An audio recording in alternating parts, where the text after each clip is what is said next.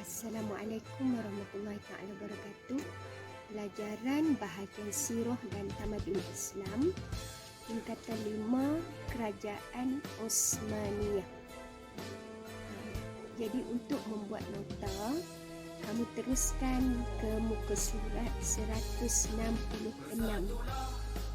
Muka surat 166. Mula-mula kamu tuliskan tajuk dahulu. Tajuknya Kerajaan Osmaniyah. Tajuk Kerajaan Osmaniyah. Dan kita teruskan dengan sejarah Kerajaan Osmaniyah. Okey, sejarah Kerajaan Osmaniyah. Ada beberapa poin-poin penting yang perlu kamu catatkan dalam nota kamu. Ada 8 poin penting, iaitu poin yang pertama, asal nama kerajaan. Asal nama Kerajaan Osmaniyah, iaitu bersempena dengan nama Osman bin Irtugrul,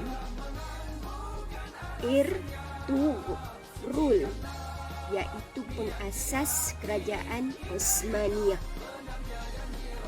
Yang kedua, tempoh pemerintahan Kerajaan Osmaniyah bermula dari 1299 hingga 1924.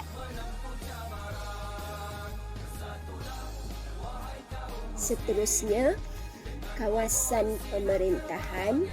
Kawasan pemerintahan meliputi sebahagian besar benua Asia, Eropah dan Afrika. Yang keempat, bilangan pemerintah. Ada berapa orang pemerintah Kerajaan Osmaniyah? Ada 37 orang. Antara pemerintah yang terkenal, yang ni yang kamu nak kena ingat, itulah ada 4 orang pemerintah yang terkenal. Yang pertama bernama Sultan Osman bin Irtugrul. Yang kedua Sultan Murad I. Yang ketiga Sultan Muhammad Al-Fatih. Dan yang keempat Sultan Sulaiman Al-Qanuni. Seterusnya, poin yang keenam, pemerintah pertama Sultan Osman bin Irtugrul. Yang ketujuh, pemerintah terakhir Sultan Abdul Majid II. Kemudian poin yang ke-8, pusat pemerintahan. Ada 4 pusat pemerintahan yang telah dijadikan sebagai pusat pemerintahan. Ada 4 tempat. Ada 4 tempat, ada 4 bandar yang telah dijadikan sebagai pusat pemerintahan, iaitu yang pertama Sogud daripada tahun 1299 hingga 1355. Yang kedua Bursa daripada tahun 1335 hingga 1363. Yang ketiga Irdin dari tahun 1363 hingga 1453. Dan yang keempat Istanbul dari tahun 1453 hinggalah tahun 1924.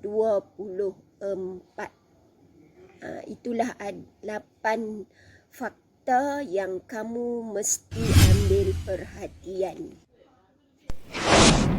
Jika kamu perhatikan pada muka surat 167, kamu lihat kepada spektrum ilmu. Kamu lihat kepada spektrum ilmu.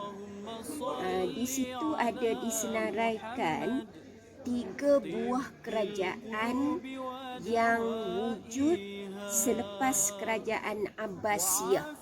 Maknanya 3 buah kerajaan ini ada pada masa kewujudan kerajaan Osmaniyah. Sebab kerajaan Osmaniyah wujud selepas kerajaan Abbasiyah. Selepas kerajaan Abbasiyah jatuh, maka naiklah satu kerajaan baru yang dipanggil sebagai kerajaan Osmaniyah. Dalam masa yang sama juga ada 3 buah kerajaan, iaitulah kerajaan Fatimiyah, kerajaan Fatimiyah, kerajaan Fatimiyah.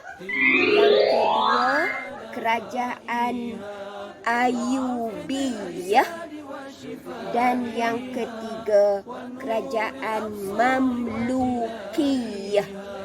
Itulah 3 kerajaan itu, ya.